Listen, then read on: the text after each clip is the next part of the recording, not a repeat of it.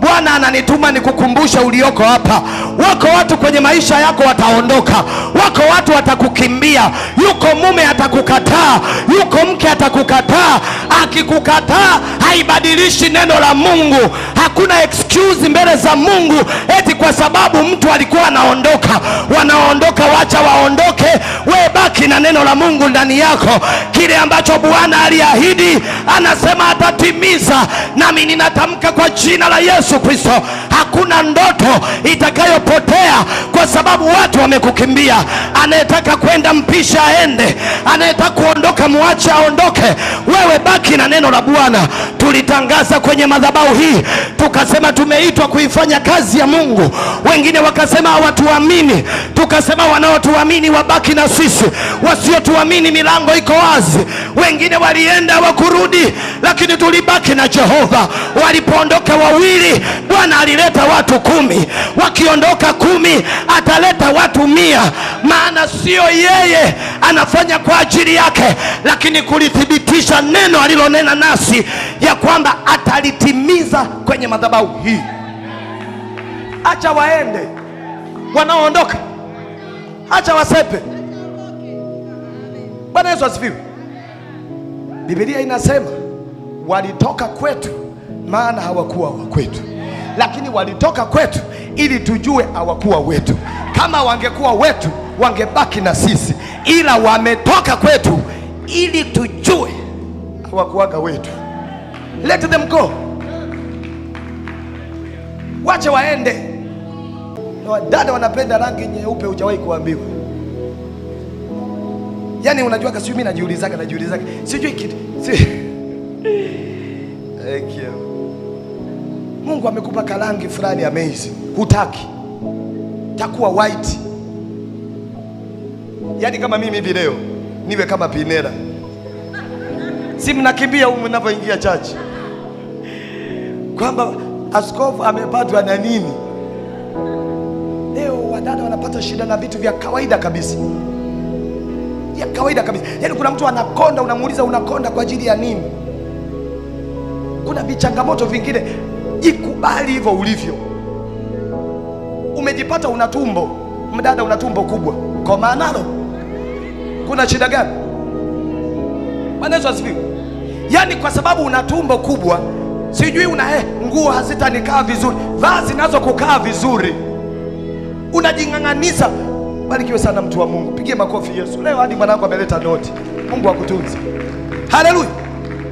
Unakonda. Nani amesema lazima wote muwe na matumbo flat? Kwani lazima kila mtu awe na katumbo juu? Acha kitambi, mtoto wa kike, tembea na kitambi, jiachie, jikubali, ringa nacho. Kitambi sio ugonjwa. Kuna wakati kitambi kwa wadada kinawasaidia kushepu gauni, mbele linasogea kidogo, linakuwa linaning'inia. Kuna ubaya gani? Kuna wakati tukioa tunataka mke awe na kakitambi kidogo, ili hata kama mto umechakaa ukiegemea unafanywa scrub, una enjoy.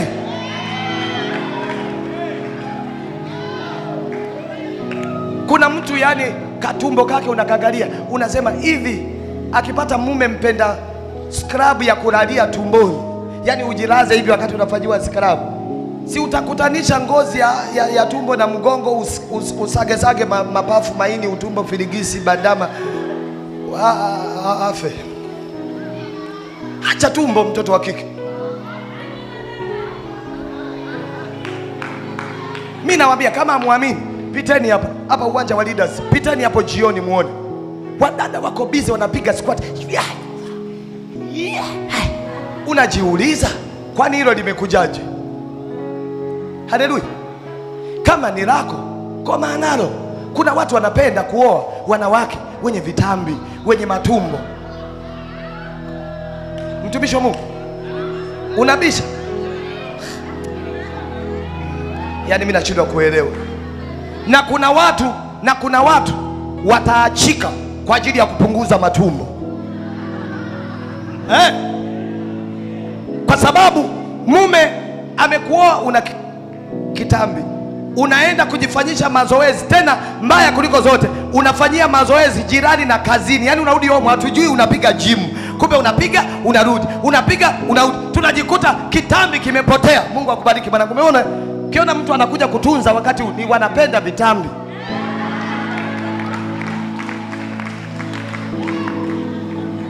Acha mambo ya kujikondesha. Bwana Yesu apewe sifa. Wengine wanaweza kusubiri, halafu kakitokea kabaraka kadogo analizika nako, na subira inaishia hapo. Anasahau ya kwamba safari bado inaendelea kwenye ile ahadi ambayo Mungu alimwahidi. Biblia inazungumza kwa habari ya Ibrahimu na Sara.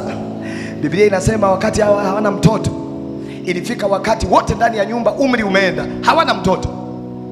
Halafu kupitia mjakazi Ibrahimu akampata Ishmaeli, na alivyopatikana Ishmaeli, Ibrahimu akaanza kurelax kidogo, kwamba now I know, kumbe tatizo aliko kwangu liko kwa wife. Mimi unaona mbegu zangu zimesababisha mtoto amezaa, kwa hiyo mimi sina shida, mimi siumi, mimi sio mgonjwa, shida iko hapa. Akaanza kukaa kwenye mkao wa kurelax. Ahadi ya Mungu ajipatie uzao kutoka kwa mtoto tofauti na Ishmaeli. Yeye anaanza kuridhika kwenye mazingira ambayo kuna kitu kimetokezea. Nataka nikwambie wewe uliopo kwenye ibada ya leo, kuna vitu vitaonyesha dalili kwenye maisha yako. Hiyo sio mwisho wa baraka ambayo Mungu ameikusudia kwenye maisha yako. Kikitokea kitu ambacho kipo katikati ya uelekeo wa kwenye baraka yako, endelea kung'ang'ana na Bwana, endelea kuvumilia mpaka itokee ile ambayo Bwana aliahidi juu yako.